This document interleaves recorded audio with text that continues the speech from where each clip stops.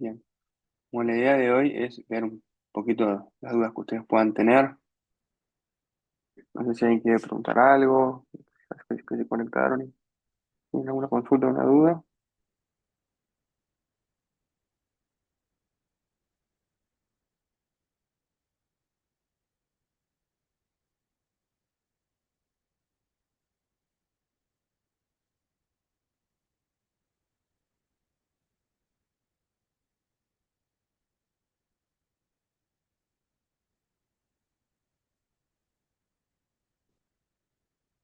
Ya tengo las llamo porque quieren.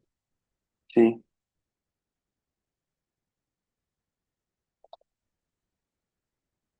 Ujú.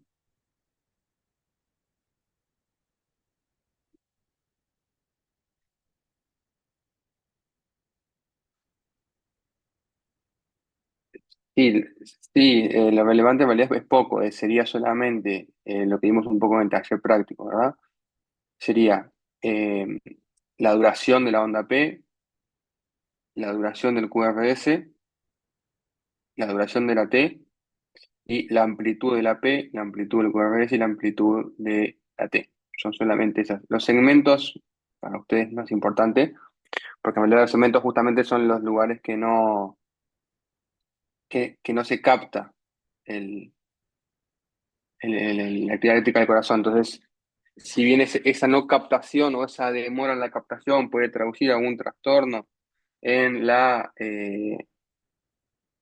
en la conducción, y tratar no es el objetivo para que ustedes sepan esos trastornos de la conducción, sino que sepan lo normal. La amplitud y la duración de los elementos que sí se pueden ver en el electro, lo que está hablando es de masa cardíaca, por así decirlo, y de duración del impulso. Esos son elementos indicadores indirectos de potencial de acción. Serían solamente esas cuatro cosas. Perdón, tres cosas, seis en realidad. Si querés, P, Q, R, S, tanto ancho como alto. Igual una pregunta. Sí. En caso de que nos pidas analizar eso, eso siempre se hace en referencia a un electrocardiograma que vos nos pongas, ¿no? Sí, o los valores normales. Ah, ok. No, o sea, sinceramente no le voy a preguntar específicamente. En un electro se observa una onda P de cuánto tiene que durar. O sea, no va a ser tan específico así, o sea, tan de memoria. Tampoco le voy a preguntar que identifiquen cosas anormales. O sea, más que nada usted lo que tiene que saber es, bueno, está la onda P, es la despolarización de la aurícula, es decir, el cambio potencial auricular, y eso dura más o menos tanto, tiene una intensidad de más o menos tanto, que es un poquito, ya si lo quieren ver más en profundidad, por así decirlo, eh, se van acá al potencial de acción del nodo sinusal, ¿verdad? En la gráfica tenemos todos acá, el potencial de acción del nodo sinusal. ¿Se acuerdan que hemos visto que tenía una corriente entrante este, eh, positiva rápida y luego una fase más lenta según la variación y que cambiaba el potencial de acción del músculo específico e inespecífico? O sea, es saber qué es la onda P, saber que el QRS es la depuración de los ventrículos, que tiene también inmersa en ella, digamos, la repolarización de las aurículas y saber que la onda T es la repolarización de los ventrículos. Y es eso, o sea, es simplemente saber eso, no, todo lo demás. O sea, si quiere saber más, obviamente puede profundizar en lo que desee, ¿verdad?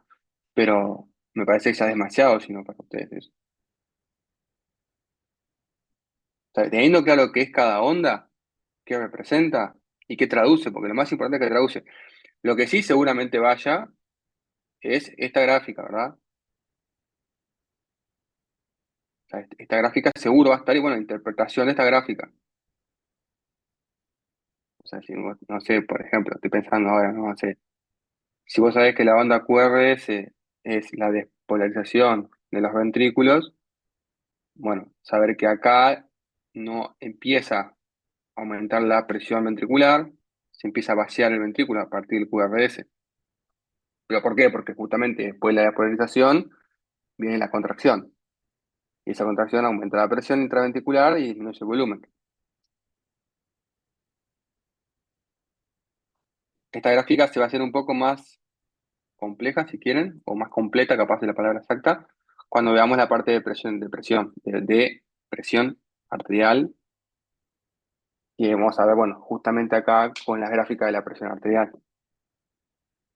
Pero la punta que fue Gabriel que hizo no es más que esto de electro, no profundizaría mucho más. Y Santiago siempre y lo que preguntó Santiago siempre acuérdense que es respecto a un electro normal. Nunca se le va a preguntar fuera de la normalidad, ¿no? O sea, por ejemplo, una pregunta que está mal hacer, ¿no? Que es, por ejemplo, ¿qué pasa si la onda P no está?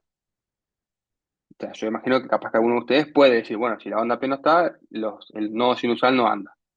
Está ok, pero eso no es el objetivo del curso, ustedes aprendan patología. Eso lo van a ver después más adelante. El objetivo del curso es que ustedes sepan, onda P es despolarización auricular, y eso, que se encarga de eso, el nodo sinusal. Punto. Después, ¿qué pasa? Más adelante lo van a ver.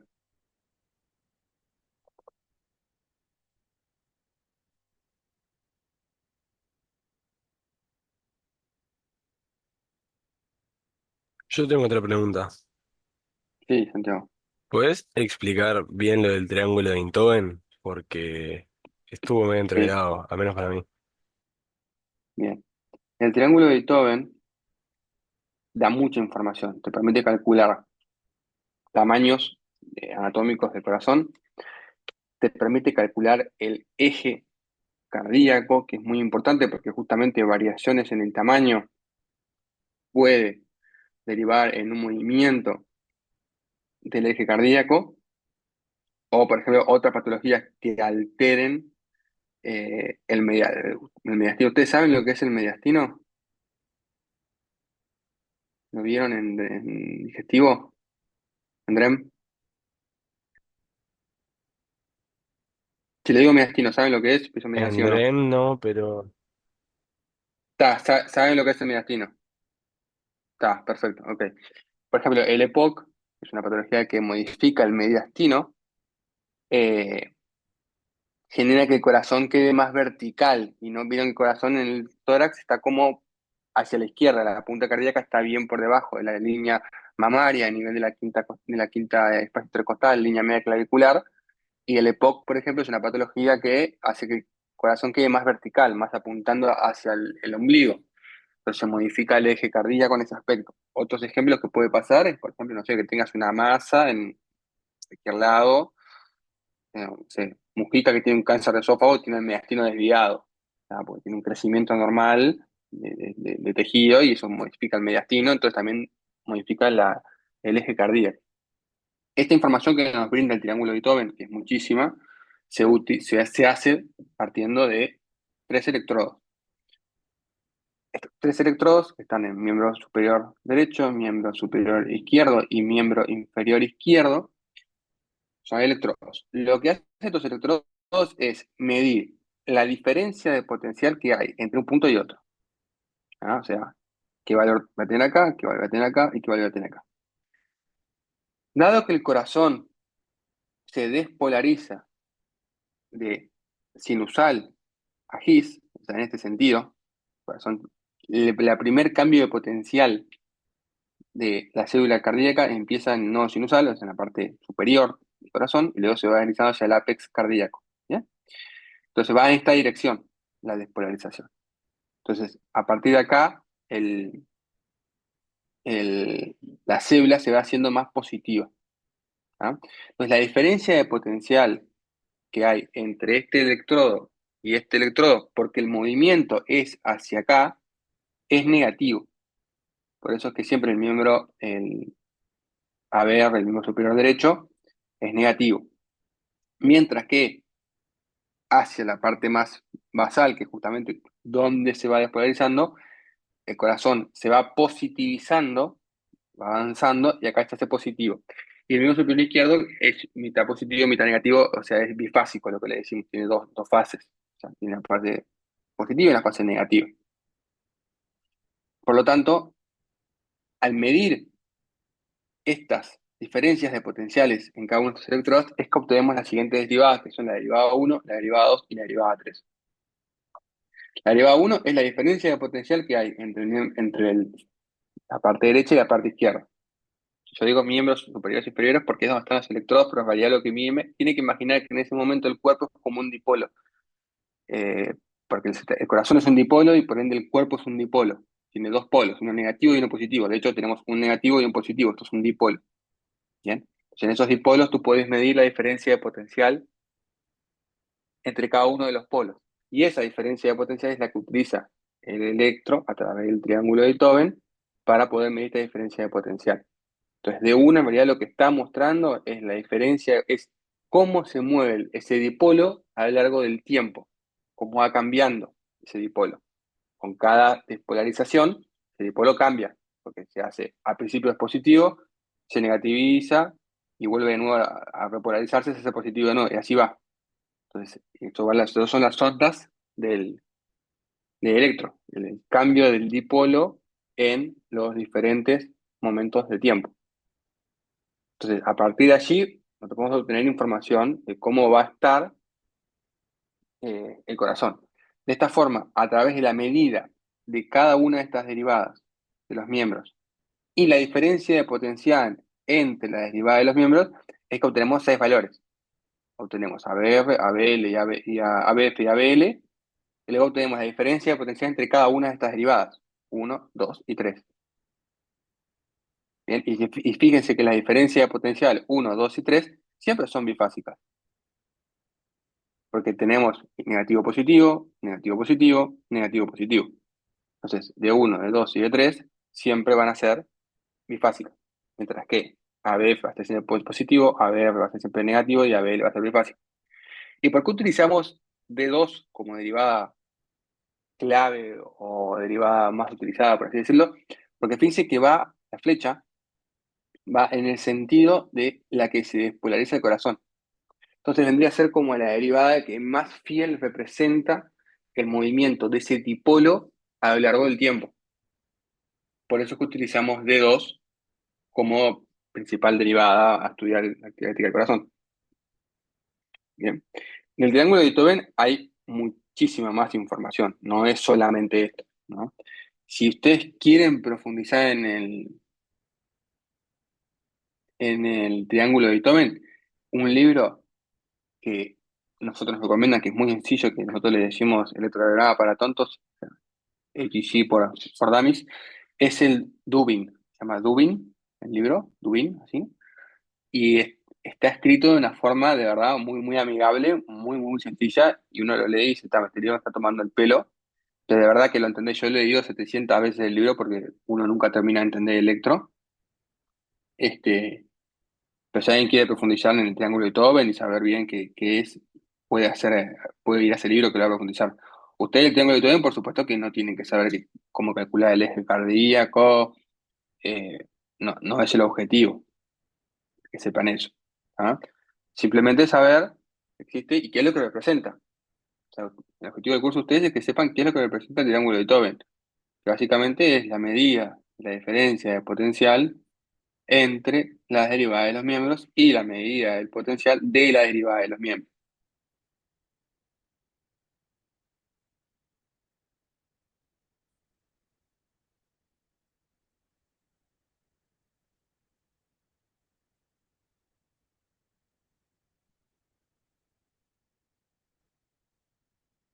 No sé, Santiago, si eso era lo que tú querías ver o querés Sí, alguna muchas otra duda gracias. más.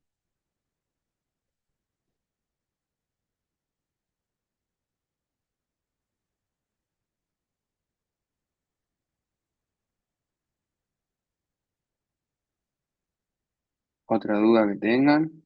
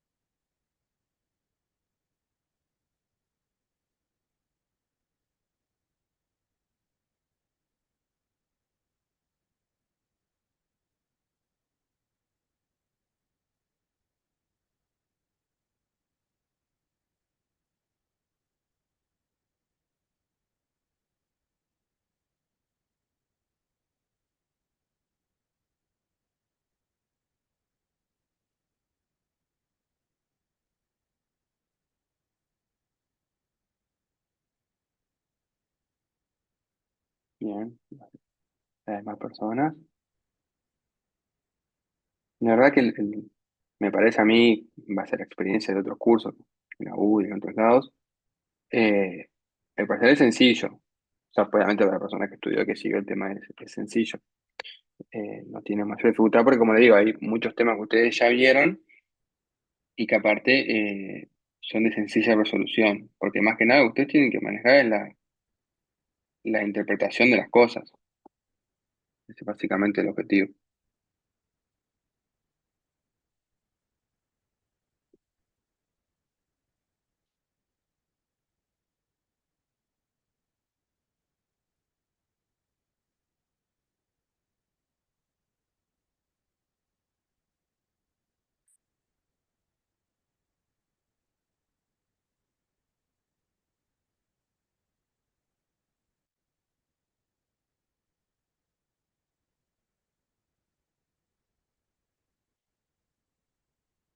¿Sí? Claro. Mm.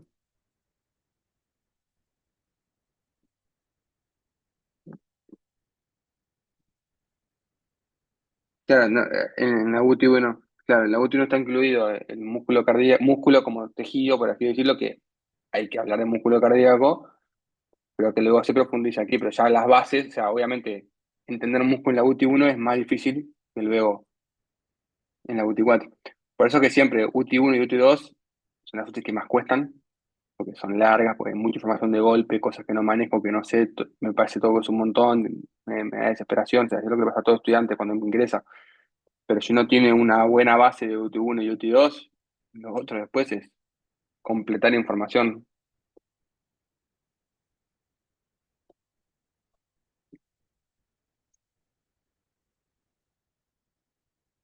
Pero sí, y lo otro es eso, hay temas que inevitablemente, hay temas nuevos en cada UT, obviamente, pero hay temas que se repiten. Y eso está puesto así el programa de la universidad y es así.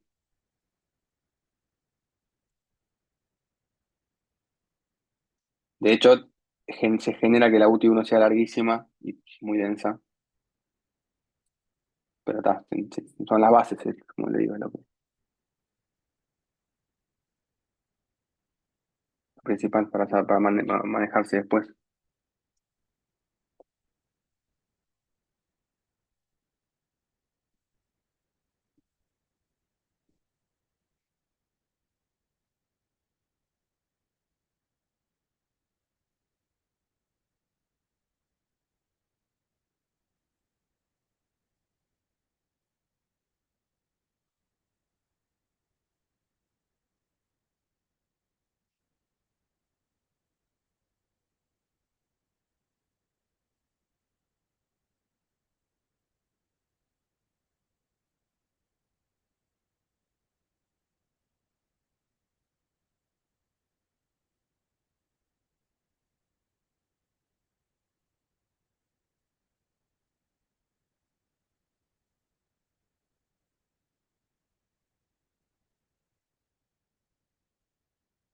¿Alguna otra pregunta, duda que tengan?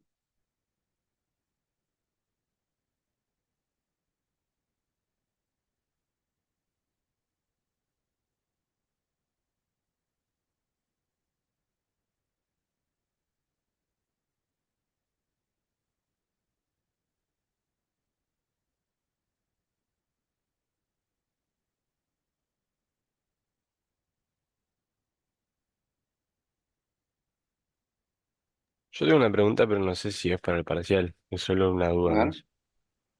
Pues estamos de acuerdo que la gente que hace deporte tiene una frecuencia cardíaca menor. Ujú. Bueno, pero se supone que tiene que haber algo o sea, que equipare la frecuencia cardíaca menor con la cantidad de sangre necesaria para circular, ¿no? Yo No. entiendo, ¿no? Vos tenés que pensar esto como un circuito cerrado. O sea, vamos a poner un ejemplo sencillo de una pecera.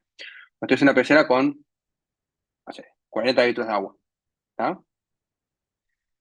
Vos esa pecera, imagínate que le pones un tubo para que saque agua e ingrese agua. O sea, es un tubo que entra y sale de la pecera, ¿no? Ese tubo que entra y sale de la pecera no pasa por ningún lado, simplemente entra y sale. O si querés, un purificador de agua en la pecera. Un purificador de agua que básicamente es lo que son los pulmones. Un purificador de agua. O ese purificador de agua lo podés hacer que pase a 40 litros por minuto, es decir, todo el volumen en un minuto, o le podés pedir que pase 80 litros por minuto, es decir, el doble volumen por minuto. Claro, ¿qué estás cambiando ahí? La velocidad con la que recircula el líquido dentro de la pecera. Pero el volumen sigue siendo siempre el mismo, no se modifica.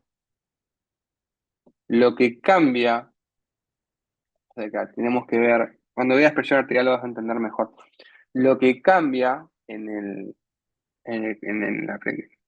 para cambiar la presión arterial de volumen es la constricción periférica de los vasos. O sea, que ese tubo que las arterias y las venas se hagan más chiquitos o más grandes, se contraigan.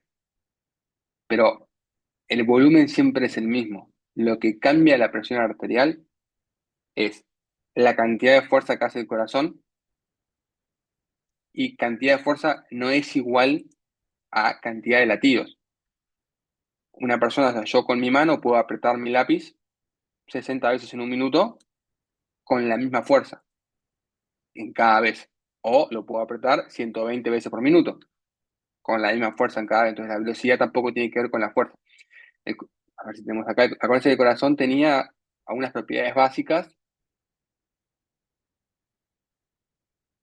Acá, las propiedades eléctricas básicas del corazón. Y una de ellas es el ionotropismo, es decir, la excitabilidad. ¿Ah? Ese ionotropismo, que es la capacidad que tiene el corazón de excitarse y con qué intensidad lo hace, aumenta la contractilidad. O sea, si el corazón tiene un potencial de acción más elevado, en más intensidad, en más altura, la contracción va a aumentar. Pero en, la- en las personas que hacen deporte pasa todo lo contrario. Por un momento, o sea, por un lado, el corazón está acostumbrado a tener un entrenamiento donde alcanza frecuencias por encima de 150 latidos por minuto.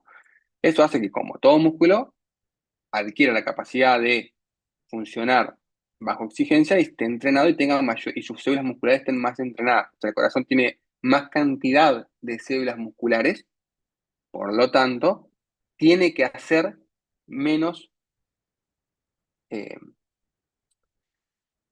menos intensidad en la excitabilidad para contraer las células. No le mismo tener dos células, si yo quiero mover un camión, no le mismo que tenga dos personas a que tenga 1000 personas.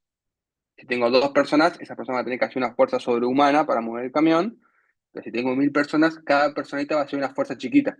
Eso es lo que pasa con el corazón. Al tener más cantidad de células cardíacas y en mejor estado, cada célulita hace una fuerza de contracción menor en estado de reposo o mayor cuando precisa. Entonces, como que tengo más opciones para reclutar. Entonces, el corazón está acostumbrado a estar entrenado y hace menos fuerza. Por eso es que cuando fuera del entrenamiento, cuando disminuye la frecuencia cardíaca, el corazón queda en una frecuencia baja. ¿Por qué? Porque moviendo, activando esa cantidad de células en poco tiempo, alcanza para generar movimiento sanguíneo. Eso por un lado en el corazón. Y por otro lado, ¿qué genera el deporte? El deporte genera que todo tu cuerpo necesite mayor cantidad de metabolitos y de oxígeno. El cuerpo se empieza a acostumbrar, ok, perfecto, me estás exigiendo, entonces vamos a poner ejemplo el músculo de los cuádriceps, el hígado, de los pulmones, ¿no? Me estás exigiendo que preciso mayor cantidad de eh, oxígeno y metabolitos. Entonces el corazón intenta enviar toda esa cantidad de metabolitos al cuerpo, entonces los tejidos se acostumbran a funcionar bajo situaciones de estrés. O sea, estoy corriendo, tengo los cuádriceps, los músculos, y esos músculos empiezan a estar como en una hipoxia permanente, por así decirlo, porque claro, o sea, cada gramo de oxígeno que me llega me lo consumo. Entonces el músculo queda como en un estado, no es que esté en hipoxia, pero es un estado un poquito menos oxígeno por debajo de lo que es una persona que no hace deporte. Entonces esos tejidos que están acostumbrados a estar como en hipoxia, Luego, en su estado basal, están acostumbrados a estar en hipoxia, entonces no requieren tanto oxígeno. Están acostumbrados a trabajar con poco oxígeno. O sea, poco. Están acostumbrados a trabajar con niveles de oxígenos normales bajos. O sea, el músculo de una persona que hace deporte no precisa tener todo el tiempo 100% de oxígeno. No, está acostumbrado a estar en 90 y bueno, si le mandás 91 va a estar feliz. Pues está acostumbrado a vivir en 90 y si le mandás 91 es más. Buenísimo. Entonces también hace que los tejidos requieran menos energía, menos oxígeno, menos metabolito. Entonces, eso genera que el corazón lata menos porque tiene que hacer menos esfuerzo, la sangre se moviliza con menos velocidad porque tiene que irrigar menos, y por otro lado tiene los pulmones. Los pulmones en el ejercicio generan que haya mayor intercambio gaseoso. O sea, es como que pasa lo inverso a los tejidos. Los pulmones, el intercambio gaseoso, generan que empiecen a intercambiar gran cantidad de gases en poco tiempo. O sea, ellos tienen que estar trabajando al palo porque aumenta tu frecuencia respiratoria, porque tenés que oxigenar más, porque tu tejido consume más oxígeno y tenés que llevar más oxígeno todo el tiempo, entonces aumenta la frecuencia cardíaca y eso consume más oxígeno. Por lo tanto, el pulmón tiene que en fracciones de segundo intercambiar la máxima cantidad de aire posible. Entonces, el pulmón se hipercapacita, por así decirlo, para trabajar bajo condiciones de hiperdemanda. Cuando esa demanda baja, imaginen que ustedes tienen con una bocanada de aire, por un ejemplo, tienen 100 canales de oxígeno. ¿tá? Entonces, con cada bocanada de aire ustedes llenan 100. Pero llega un momento que eso no da. Entonces empezamos a hacer deporte. Entonces está, ok, bajo el deporte con 100 no llego. Tengo que aumentar mis canales para tener más cantidad. Aumento 200. Está, ok, bajo el deporte con 200 canales, dupliqué mi capacidad de ingresar oxígeno, de intercambiar oxígeno. ¿Bien? Perfecto. Cuando me voy al reposo, tengo 200 canales. O sea, sigo con la misma capacidad, solo que no estoy en exigencia. Entonces, con una sola bocanada de aire, traigo el doble de oxígeno que con una. Entonces, tenés unos pulmones que con poca ventilación generan gran cantidad de oxígeno. Un corazón que tiene que hacer poca fuerza para mover todo el volumen sanguíneo. Y luego tenés los tejidos que están acostumbrados a funcionar con poco oxígeno y cuando le das oxígeno lleno, le sobra. ¿no? Por lo tanto, no hay un mecanismo compensatorio porque no hay una falta de nada. Al contrario, abunda todo. Yo tengo un montón de miocardiocitos que no estoy usando. Tengo un montón de potencial canales, no son canales, pero para que lo entiendan, tengo un montón de capacidad de intercambiar oxígeno que no las necesito, esa que no se satura. Y mis tejidos le mando más oxígeno del que precisan. Por ejemplo, para capaz que es una forma de entenderlo. Si uno mide una bocanada de aire, una exhalación de una persona sedentaria con un deportista extremo, el de elite, le decimos, el deportista de elite, cuando expira, va a sacar un porcentaje de CO2, un porcentaje de oxígeno y un porcentaje de nitrógeno. Lo mismo pasa con una persona sedentaria. ¿ah? Ahora, esa persona sedentaria, seguramente el porcentaje de oxígeno sea ínfimo. ¿Por qué? Porque en esa bocanada de aire se consumió todo el oxígeno. ¿Por qué? Porque, bueno, primero la sedentarismo se asocia con obesidad. Obesidad es igual a aumento de masa corporal. Aumento de masa corporal es igual a aumento de cantidad de células. Aumento de cantidad de células es igual a mayor consumo de metabolitos y oxígeno. Entonces, me lleva más tiempo y más energía oxigenar ese cuerpo. Entonces, la persona sedentaria va a ventilar una bocanada de aire y va a soltar casi todo CO2, nitrógeno obvio, y muy poquito oxígeno. ¿Qué va a pasar con el deportista? Va a respirar, pero en reposo no va a poder consumir todo el oxígeno, porque sus pulmones están hiperacostumbrados tienen muchísima capacidad de intercambio. Entonces de esa bocanada van a intercambiar el 100% del oxígeno, pero no lo van a utilizar. ¿Por qué no lo van a utilizar? Porque su corazón no lo precisa, porque sus tejidos están acostumbrados a trabajar bajo hipoxia. Entonces, cuando esa persona de élite eh, expira, seguramente saque un montón de oxígeno que no utilizó. Como que, entre comillas, desperdiciaría oxígeno.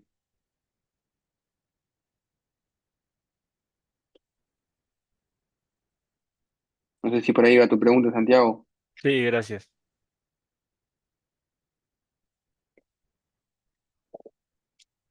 Y el hecho de que la deportiva tenga la frecuencia cardíaca baja se debe justamente a eso, que es un corazón que está entrenado a funcionar, para funcionar bajo determinada exigencia, y cuando esa exigencia cae,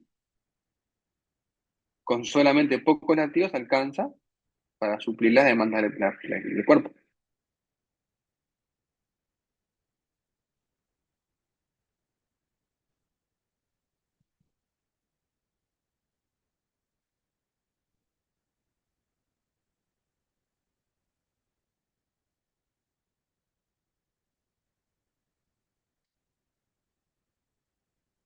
Sí,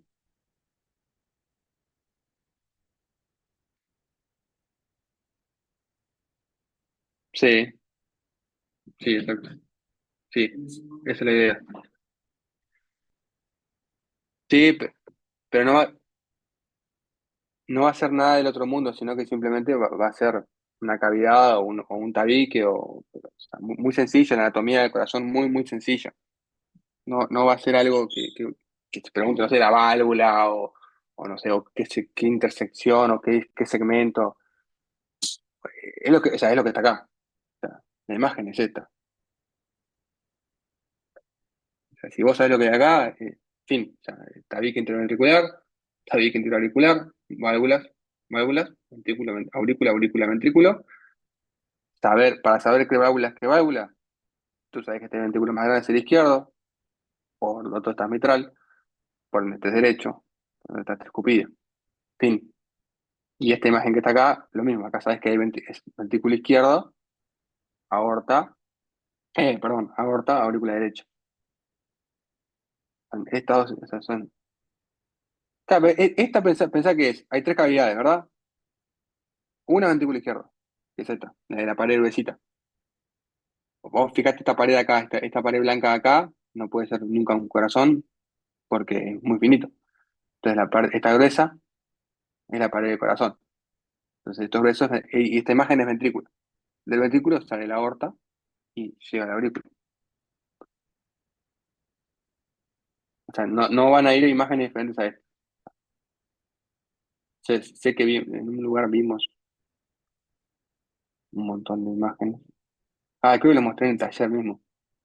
Una foto que tenía un montón de imágenes y todos los planos ecográficos, pero no le iba a poner una imagen diferente a esta, con la que ustedes vieron. Claro, no le dejo y con estas dos imágenes, dejamos con eso.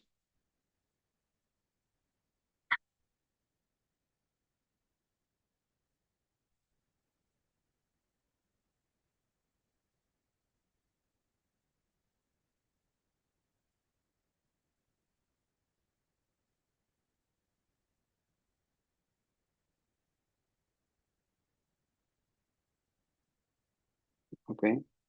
No, lo que se pregunta es lo que hablamos recién, o sea, pasando a los teóricos. La estructura del corazón, las cuatro cámaras, cuatro válvulas, lo que viene en el tiene un miocardio no específico, las características de cada una. Seguro que una pregunta de citoesqueleto A, entonces, pues ya lo vieron en el tiburón, se va a repasar, más de lo mismo, discos intercalares, cómo se ven, qué es lo que son, el complejo vertebral de membrana, y básicamente es la diferencia entre un tejido muscular y otro.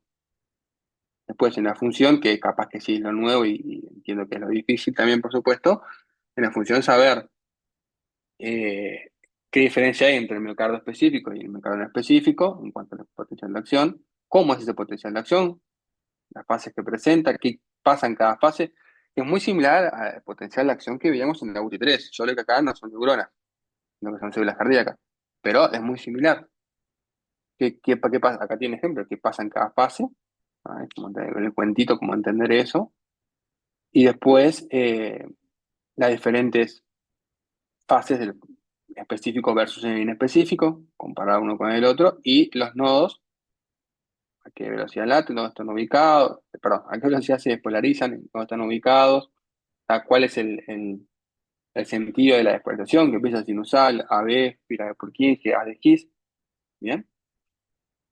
Y bueno, después en la ósea va a haber preguntas la granulopoyesis, preguntas de la eritropoyesis, fin, y puede haber alguna de la tromopoyesis. O sea, son tres posibilidades de preguntas, tres temas en realidad. Básicamente lo que veo en la última, las características de las células, qué función cumple cada célula, y cuáles son sus características, cómo las identifico, y fin. Sangre, lo mismo, acá sí van todos los subtipos, tanto los leucocitos, eritrocitos como plaquetas, las características de cada uno de estos subtipos celulares y las funciones que tienen. Y del taller es la integración de todo esto. O sea, pensando, bueno, ahora que sé la estructura, puedo identificar una ecografía, ahora que sé la función, puedo identificar un electro. O sea, si uno se pone a pensar, son uno, dos, tres, cuatro, cinco, hasta cinco temas, hay cuatro preguntas de cada tema, más o menos. Algunos capaz que habrá tres, otros capaz que habrá cinco.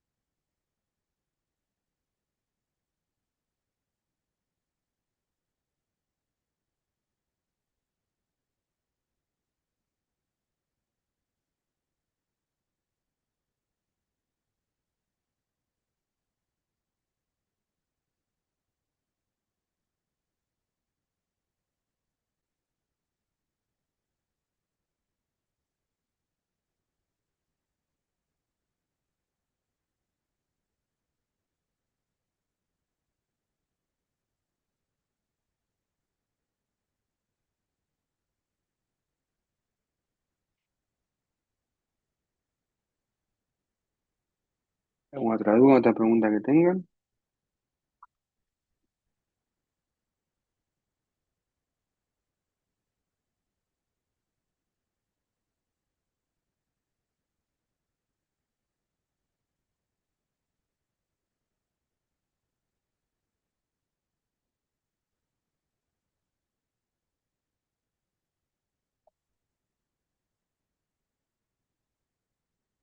Bueno, también quiero que aprovechen ya las dudas que tengan. Pero bueno, les quedan todavía unos días para aprovechar a estudiar. Si cuando empiezan a estudiar surge alguna pregunta, alguna duda, obviamente saben que a través del campus pueden escribir y si la podemos ir respondiendo. Siempre está esa opción.